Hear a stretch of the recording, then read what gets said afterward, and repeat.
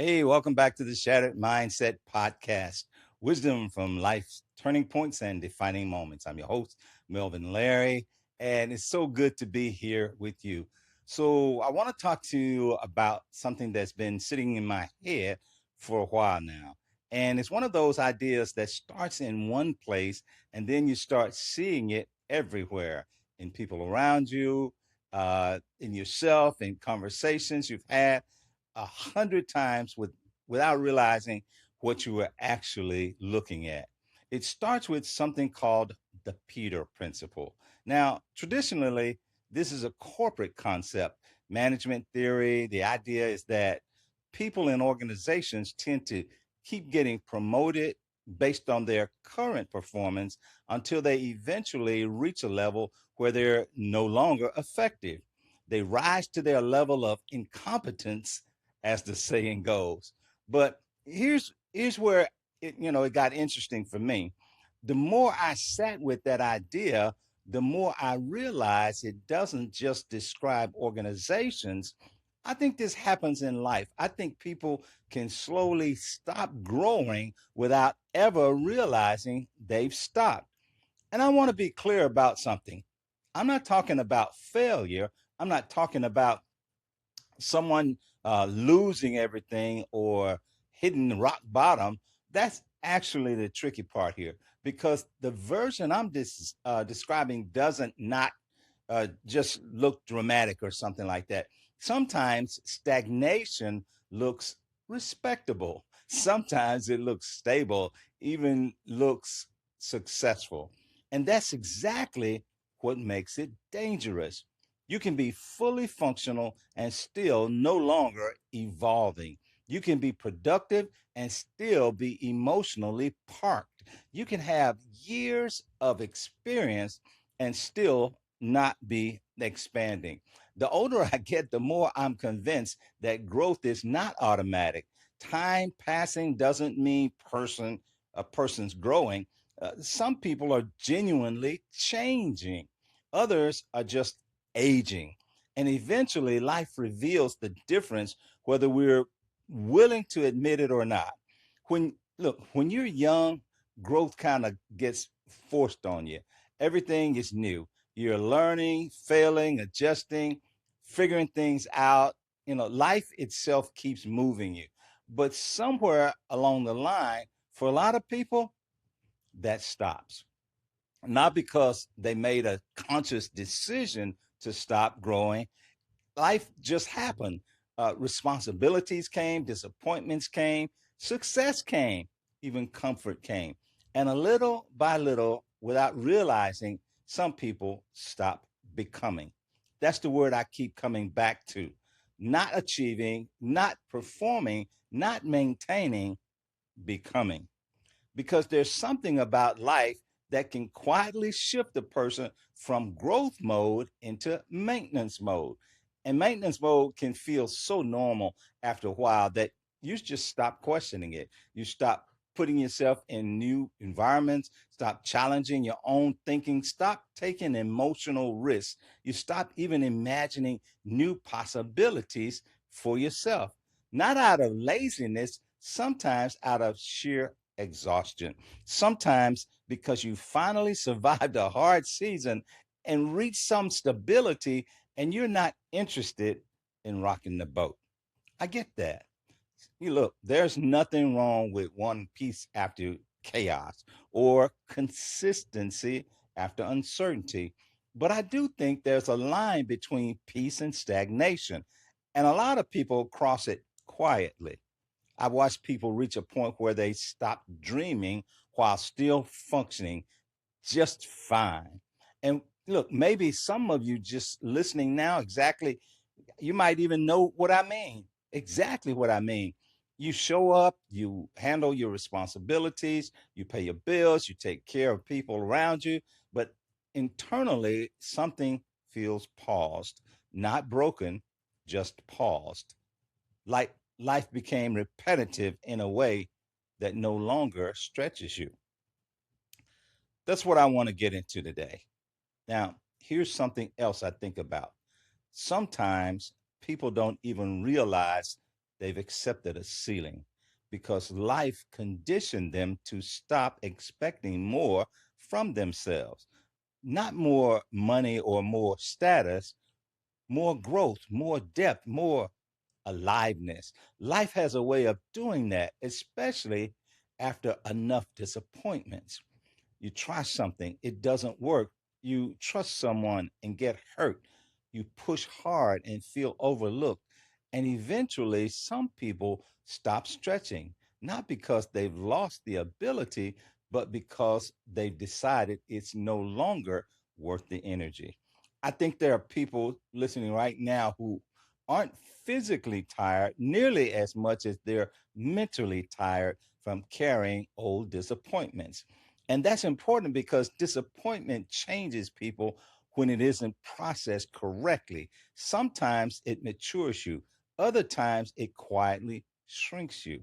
I've seen people stop speaking up because they just got shut down once. I mean, I've experienced that myself in the past.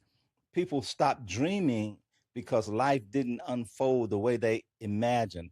And after enough of those moments, a person starts negotiating downward with their own potential very gradually, very quietly. It rarely sounds like I'm done growing. It sounds more like I'm good where I am, or that's probably unrealistic, or I just stay with what I know. And again, sometimes that's genuine wisdom, but sometimes it's fear wearing wisdom's clothes. And there's a difference. One of the hardest balances in life is learning to stay open without becoming reckless because you can't grow while protecting yourself from every uncomfortable experience. Every meaningful season of growth requires some level of uncertainty, some level of unfamiliarity. And I think that's part of what scares people, not necessarily failing, but feeling like a beginner again, especially people who already built success somewhere. You can spend 20 years mastering something and then feel completely insecure when life asks you to grow in a different direction. That's humbling. I think about athletes who spend their whole careers being defined by performance, by achievement, by recognition. And then one day that season ends. Now, who are you? That's not just true for athletes, that's true for careers, for parenting roles, for leadership positions.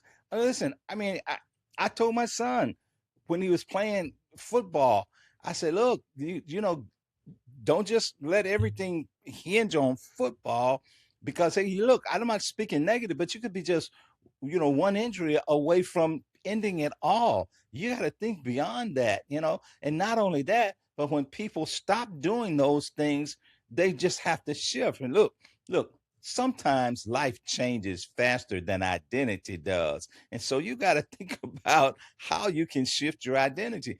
And when identity doesn't evolve, people can end up emotionally trapped in former versions of themselves. Like the guy on TV who sat there with his hand down in his pants and he always talked about the old football games.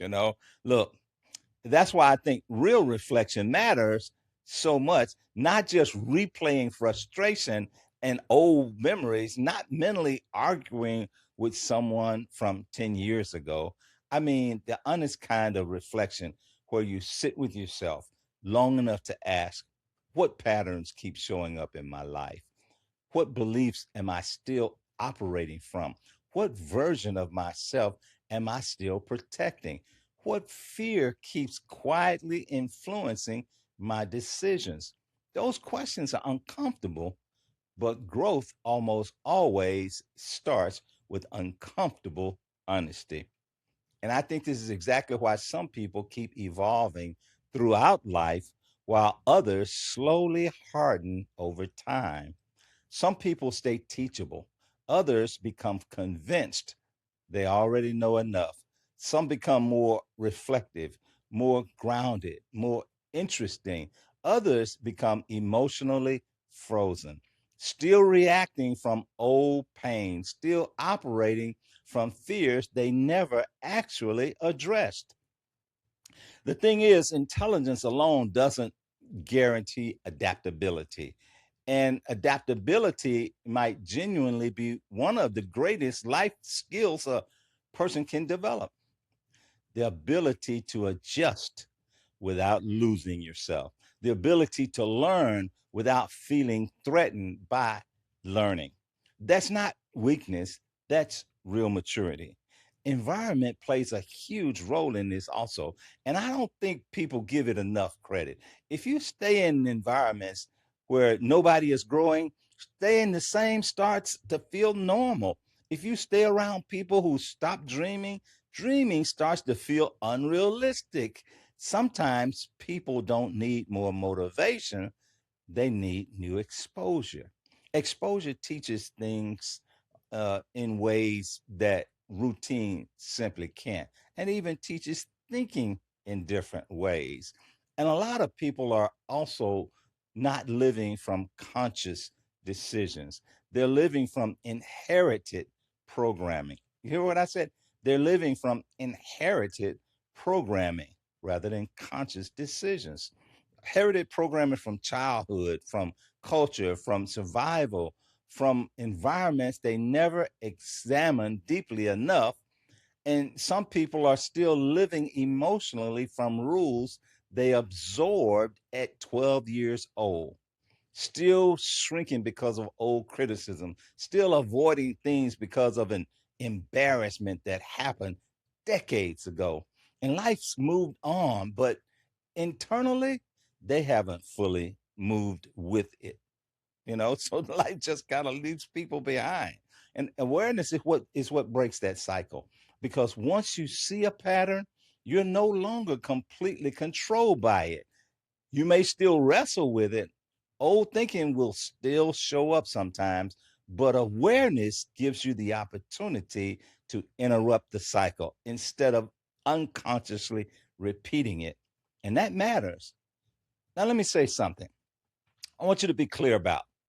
Growth does not always mean constantly chasing bigger.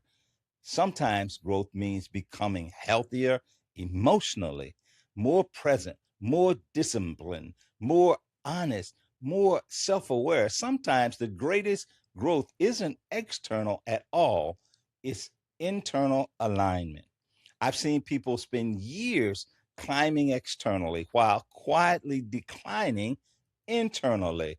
Look, it's an inside job, really. See, becoming more successful and less connected to themselves at the same time is not a good thing. Less connected to family, to peace, to purpose, to joy. That's a ceiling, too. And people don't talk about it enough. So when I talk about growth, I'm really talking about aliveness, that feeling that you are still mentally engaged with your own life, still curious, still open, still becoming. Because I think one of the saddest things in life is when a person stops believing they can still evolve. Not because life said so, but because they said so. And I understand how it happens. Life can break confidence, break momentum, break your expectations of what was supposed to happen. But something powerful happens when a person decides, I may not know exactly what the next season looks like, but I refuse to emotionally stop here. That's not fake positivity. That's not pretending everything is easy. It's just, look, it's just a decision to remain open, open to growth, open to learning, open to becoming. And I think that might be one of the healthiest mindsets a person can carry, because none of us fully arrive. Life keeps teaching, keeps exposing, keeps revealing. And honestly, the people who grow the most are often just the people willing to keep listening, not constantly defending themselves, not protecting ego at every turn, not assuming they already have it figured out. Maybe the real danger isn't failing. Maybe the real danger is becoming too committed to comfort, or to an old identity, or to routine that growth quietly stops while life keeps moving. Once you start seeing this principle become business or seeing it beyond business, you start seeing it everywhere in relationships, in leadership, in family and communities. If we're being honest, all of us probably have areas where we've unknowingly accepted a limitation that deserves another look. I know I do. And I think that's just part of being human. The important thing is staying aware enough to keep growing anyway. Not perfectly, not all at once, but at least intentionally. And here's what I want you to do after this episode. I don't want you to rush past this conversation. Take some quiet time sometime this week, maybe with a notebook, maybe sitting in your car, maybe early in the morning before everybody else is awake, and ask yourself a few honest questions.